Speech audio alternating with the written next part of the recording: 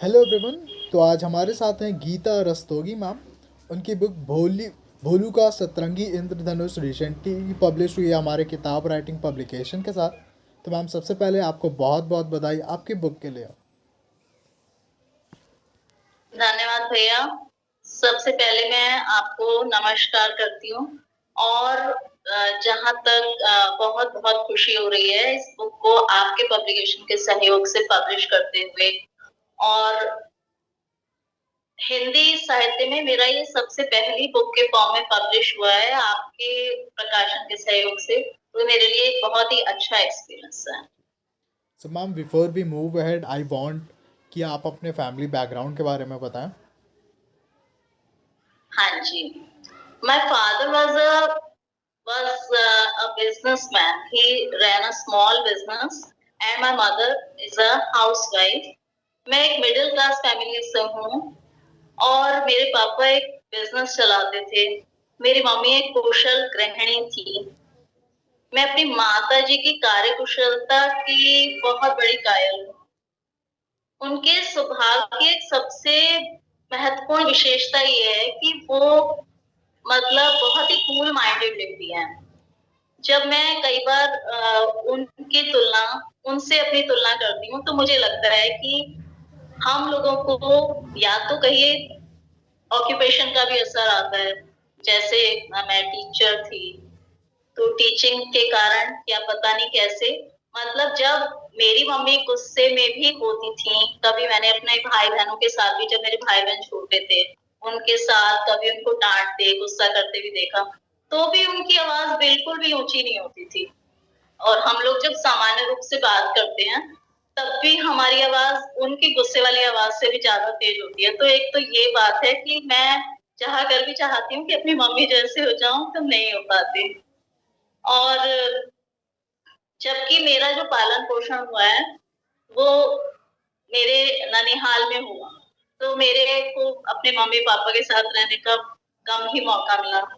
और इस वजह से मतलब ऐसा ही समझ लीजिए जैसे कान्हा जी का जो पालन पोषण है वो नंद बाबा और यशोदा मैया के घर पे हुआ, ऐसे ही मेरा भी। Okay ma'am. तो मैम आपने अपनी बुक का नाम रखा हुआ है भोलू का सतरंगी इंद्रधनुष। ये काफ़ी यूनिक नेम है। तो मैं चाहूँगा कि इस पर कुछ बताएं, आपने यही नेम क्यों रखा और आपकी बुक किस बारे में है। हाँ, तो ऐसे तो मैं काफी दिनों से ऑनलाइन प्रकाशन जो है प्रतिलिपि उस पर लिख रही हूँ मतलब, लेकिन फिर मेरा मन किया कि मैं क्यों ना बच्चों की कहानियों का एक संग्रह निकालूं। तो मैंने उसके लिए अपनी जितनी भी पहले से लिखी हुई कहानियां थी उनको कलेक्ट करना शुरू किया। तो मुझे लगा कि मैं एक नई स्टोरी भी लिख लूं। तब मैंने अपने मन में एक किरदार एक कैरेक्टर गढ़ा, उसकी रचना की और उसका नाम मैंने भोलू रखा। ये भोलू जो है 10 वर्ष का एक बच्चा है और ये ऐसे ही शैतान सा बच्चा है और बहुत ही क्यूरियस है। मतलब जैसे कि इस उम्र के बच्चे नॉर्मली होते हैं, वो बात-बात में क्वेश्चन पूछता है अपने मम्मी-पापा से और जब भी उसके मन में कोई क्वेश्चन आता है तो वो सोचता है कि उसको तुरंत ही कोई मिले जो उसको उसका आंसर बताए। तो एक बार ऐसा ही हुआ कि इसने एक कहानी में कि जब ये इसने इंद्रधनुष देखा आसमान में तो इसके मन में आया कि मैं मुझे पता चले कि ये इंद्रधनुष कैसे बनता है, इसमें 7 रंग कैसे दिखाई देते हैं, तो ये अपनी मम्मी से पूछता है। तो ये वाली जो स्टोरी है इसके ऊपर ही मुझे ये टाइटल रखने का मन हुआ, तो मैंने इस कहानी का ये शीर्षक बना दिया। और क्योंकि मुझे ये कहानी इतनी ज्यादा पसंद आई, एक तो सबसे लेटेस्ट थी और ये सबसे प्यारा कैरेक्टर बना था, तो मैंने इस कहानी के ऊपर ही बुक का नाम भी रख दिया। Okay ma'am. तो मैम अब बात कर लेते हैं आपके बुक कवर की। तो आपने अपने बुक कवर को किस तरह से डिज़ाइन करा।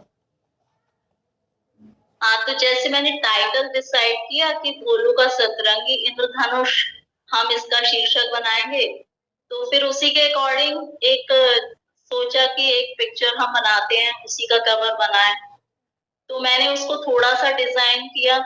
उसके बाद जब मैंने इसे सौंपा आपके पब्लिकेशन को, दिव्या मैडम ने इसमें 4 चाँद लगा दिए, इसको और ज़्यादा डेकोरेट कर दिया अपनी टीम की हेल्प से और मुझे ये इतना सुंदर लगा, बहुत ज़्यादा पसंद आया। इसके लिए मैं दिव्या मैम का बहुत-बहुत थैंक्स करना चाहूँगी। So many thanks dear.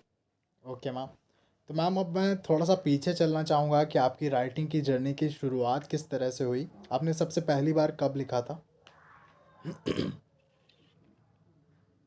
तो ऐसे तो बचपन से ही मतलब स्टूडेंट लाइफ में ही थोड़ा बहुत लिखना शुरू कर दिया था। लेकिन उस समय बस ऐसे ही था कि थोड़ा-सा छोटी-छोटी पोएम्स को भी जो अधुकांत होती हैं, कविताएँ, वो लिखने की कोशिश की, ज़्यादा नहीं। लेकिन उस समय स्टूडेंट लाइफ में क्या होता है, ज़्यादातर जब पढ़ते हैं बच्चे, तो क्रेयन करते हैं, लर्न करते हैं, वैसे ही पढ़ते हैं। कोई बहुत ज़्यादा डीप थिंकिंग नहीं होती, बहुत एक्सपीरियंस नहीं होता लाइफ का। इसलिए मैं नहीं लिखती थी ज़्यादा। फिर एक बार जो है मुझे याद है कि जब मैं बीएससी एमएससी में थी, तो एक बार मैं अपनी मामी जी के यहाँ गई, हापुड़। तो वहाँ पर मेरी एक छोटी बहन भी है, मतलब मामी जी की लड़की कोकिल। तो उन्होंने क्या किया, मुझे वहाँ भेज दिया। वहाँ पर एक आशु कविता प्रतियोगिता हो रही थी, संस्कार भारती संस्था की ओर से।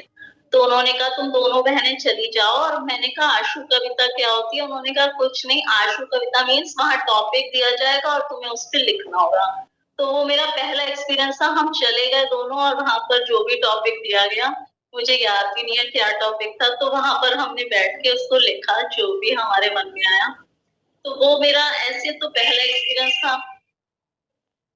और उसके बाद फिर जब मैं टीचिंग में आ गई, तो टीचिंग में काफ़ी साल पढ़ाने के बाद मतलब 2009 के करीब 2009 से मैंने लिखना शुरू किया एस्से टाइप में। मतलब निबंध, जो भी मेरे विचार थे, तब तक काफ़ी एक्सपीरियंस भी हो चुका था और डीप थिंकिंग भी डेवलप हो चुकी थी। तो जो भी अपना चिंतन था, विचार थे, उन्हें मैं एस्सेस के रूप में लिखने लगी। लेकिन मैंने पब्लिश कहीं नहीं किया था। उसके बाद 2017 में मैंने एक ऑनलाइन पब्लिकेशन जॉइन किया, प्रतिलिपि। वहाँ पर मैंने छोटी-छोटी पोएम्स और लघु कथाएँ लिखनी शुरू की। उसके बाद मैंने कहानियाँ भी लिखनी शुरू की और फिर 1-2 साल का ब्रेक रहा। इसी वजह से छूट गया लेखन और फिर अभी 2-3 साल से दोबारा से लिखना शुरू किया। तो अब लगभग मैं सभी विधाओं में लिखती हूँ और उपन्यास भी लिखे हैं मैंने। अब मैं उपन्यास भी लिखती हूँ। इसके अलावा कुछ लेख मेरे जो आर्टिकल्स हैं, वो न्यूज़पेपर्स में भी पब्लिश होते हैं और पत्र-पत्रिकाओं में भी पब्लिश होते हैं। हिंदी में, इंग्लिश में भी मैं थोड़ा बहुत लिखती हूँ। लेकिन ज़्यादा झुकाव क्योंकि हमारी मातृभाषा है हिंदी, इसलिए हिंदी में ही लिखने में मेरा ज़्यादा इंटरेस्ट रहता है। हिंदी में ही लिखती हूँ मैं ज़्यादातर। Okay ma'am. तो मैम आप अपनी ये पहली स्टोरी बुक किसको डेडिकेट करना चाहेंगे?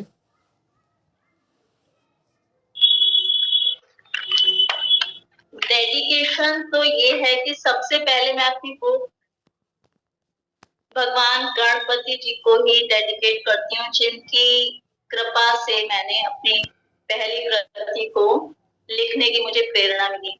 दूसरा, माँ वीणा वादिनी को, जो सारे ज्ञान की देवी हैं और उन्हीं से हम सब ज्ञान प्राप्त करते हैं। इसके अलावा भगवान लड्डू गोपाल जी को। भगवान लड्डू गोपाल साकार रूप में आकर बच्चों के रूप में, मेरा ऐसा मानना है, मेरी ऐसी भावना है कि मुझे लगता है कि जो भी बच्चे हैं सब बाल गोपाल उन्हीं का रूप है, इसीलिए हम उन्हें बाल गोपाल भी कहते हैं। तो खुद आ जाते हैं और हमारे सामने छोटे रूप में आकर हमारी सेवाएं लेते हैं, हमें बहुत मान देते हैं। पेरेंट्स हम लोग बन जाते हैं, टीचर्स बनते हैं, तो हम लोग इन्हें डांटते हैं, पढ़ाते हैं, बताते हैं कुछ और कभी-कभी हम कुछ कटु व्यवहार भी कर जाते हैं। लेकिन ये खुशी-खुशी हमारे सम्मान में सब कुछ सहन करते हैं और ऐसा नहीं है कि हम ये ड्यूटी के उसमें नहीं करते, ड्यूटी के पार्ट में ये सब आता है। लेकिन फिर भी मेरी ऐसी भावना है, तो भगवान को डेडिकेट करती हूँ और इन नन्हे-मुन्ने बाल गोपालों को। और माता-पिता और टीचर्स का तो है ही, उन लोगों के आशीर्वाद से ये सब होता ही है। तो मैम अब मैं जानना चाहूँगा कि आपकी फ़ेवरेट बुक और फ़ेवरेट ऑथर कौन है?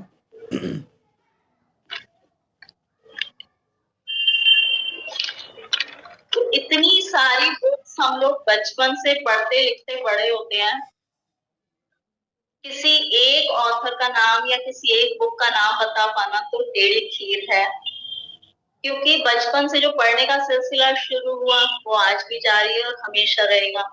बहुत से ऑथर्स को हम लोग अपने सिलेबस में भी पढ़ते हैं। तो जो कहानियां कुछ ऐसी होती हैं जो कि मन को छू जाती हैं, जैसे कि मुझे याद आता है मुंशी प्रेमचंद जी की कहानी है ईदगाह। ईदगाह कहानी है, उसका जो कैरेक्टर था हामिद, आपने भी पढ़ी होगी, सब लोगों ने पढ़ी है, बहुत ही प्रसिद्ध कहानी है, जिसमें हामिद 6 पैसे लेकर मेले में जाता है और उसके सारे दोस्त कुछ ना कुछ खरीदते हैं। कोई खिलौने खरीदता है, कोई मिठाई खरीदता है, लेकिन हामिद के पास सिर्फ 6 पैसे होते हैं और वो सारे मेले में घूम कर भी अपने लिए कुछ नहीं खरीदता। फिर लास्ट में वो एक चिमटे बेचने वाले के पास रुकता है और अपनी दादी माँ के लिए चिमटा खरीदता है, क्योंकि उसको वो बार बार वही दृश्य सामने आता है कि रोटियां सेकते हुए उसकी दादी अम्मा के हाथ जल जाते हैं। तो इस कैरेक्टर ने मुझे बहुत ज्यादा प्रभावित किया और मैं इसे कभी नहीं भूल पाती।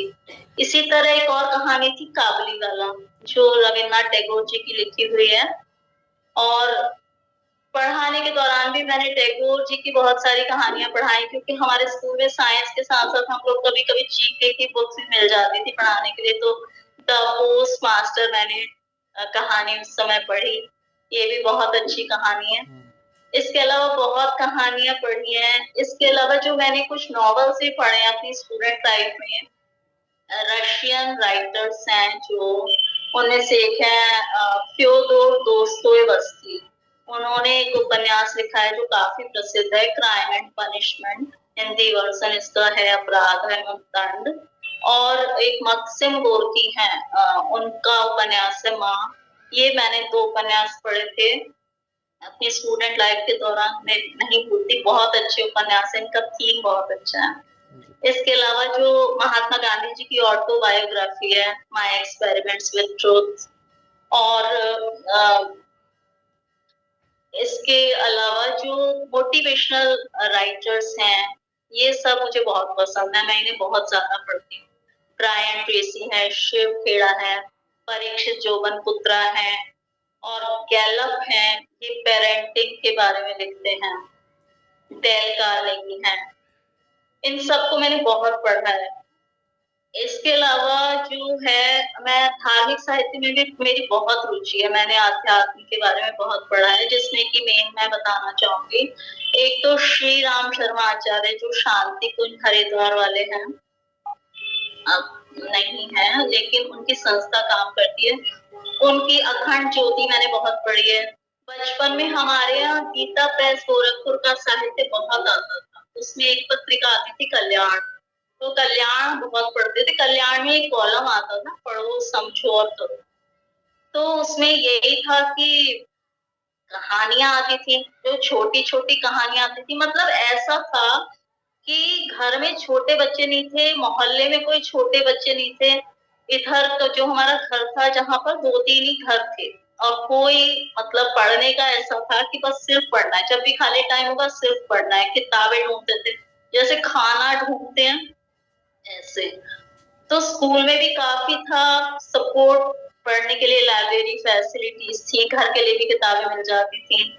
और जैसे साल का शुरुआत होती थी, किताबें नई आती थी, तो सबसे पहले हिंदी की किताब उठा के नई, और 1 या 2 दिन में वो सारी कहानियां पढ़ डालते थे। बस ऐसे टाइप को छोड़ के पूरी किताब 2 दिन में खत्म। और इस तरह से जो मिल गया घर में, बड़े मतलब काफी सारा लिटरेचर घर में रहता था। मामा जी वगैरह बहुत पढ़ते थे, वेद पुराण और गीता वगैरह सब कुछ। तो गीता भी बचपन में ही मुझे पढ़ा दी गई थी। मेरा नाम भी मामा जी ने गीता के ऊपर ही रख दिया, उनको बहुत शौक था पौराणिक साहित्य का। तुलसीदास जी की जो श्री रामचरितमानस है, वो घर में इतनी ज्यादा पढ़ी जाती थी, और घर में ही नहीं मोहल्ले में भी, मतलब पूरे मोहल्ले में बारी बारी से सब घरों में एक नियम था कि आज इसके घर पाठ मतलब हर मंगलवार को एक दिन एक के यहाँ होगा पाठ, एक दिन एक के यहाँ होगा। और वो मतलब मेरे ख्याल से सभी हिंदू घरों में एक नियम था कि पढ़ना ही पढ़ना है रामचरितमानस। मेरी मम्मी ने भी कुछ और नहीं पढ़ा, उनको उस जमाने में पढ़ाया नहीं जाता था लड़कियों को, लेकिन रामायण उन्होंने भी पढ़ी हुई है। तो इस तरह से ये है। इसके अलावा सदगुरु हैं, जो सदगुरु हैं जग्गी वासुदेव जी, उनको भी मैंने पढ़ा है कुछ।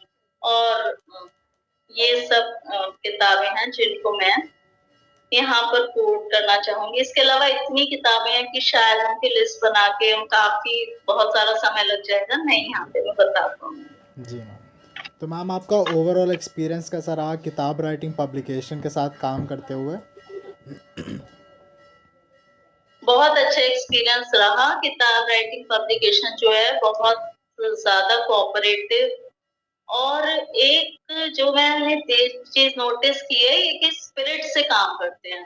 मतलब एक तो होता है किसी काम को करना, हर कोई करता है, सारे पब्लिशर्स उस काम को करते हैं, लेकिन एक चीज होती है कि हमें बहुत अच्छे से अच्छा ऑथर का ज्यादा से ज्यादा सहयोग करना है। तो वो वाली स्पिरिट, वो वाली फीलिंग मैंने यहाँ पर देखी है। जो यहाँ पर दिव्या मैडम है, यही मेन है, और इन्होंने मतलब एक चीज, एक कोई मिशन लेकर चल रही हैं जो कि जिसने मुझे बहुत ज्यादा प्रभावित किया। इनका काम करने की स्पीड बहुत ज्यादा है और बहुत ही ज्यादा कोऑपरेटिव वे में रिस्पॉन्स करती हैं। ऐसा नहीं है किसी भी पॉइंट को इग्नोर नहीं करती हैं, और ज्यादा से ज्यादा मतलब रीजनेबल रेट्स पे अच्छी से अच्छी सर्विसेज प्रोवाइड करने की कोशिश करती हैं। इस बात से मैं बहुत खुश हूँ। सभी नए ऑथर्स को, या जो भी ऑथर्स ऐसे हैं कि जो कुछ ना कुछ मैसेज देना चाहते हैं सोसाइटी को, लेकिन बुक्स में मतलब फाइनेंसेस की वजह से नहीं अपना मैसेज पहुंचा पा रहे, तो वहां पर ये किताब राइटिंग पब्लिकेशन काफी अच्छा सहयोग प्रदान कर सकता है। ठीक। तो मैम एक बार फिर से आपको बहुत बहुत बधाई आपकी बुक के लिए। धन्यवाद, आपका बहुत बहुत धन्यवाद। Thank you so much ma'am.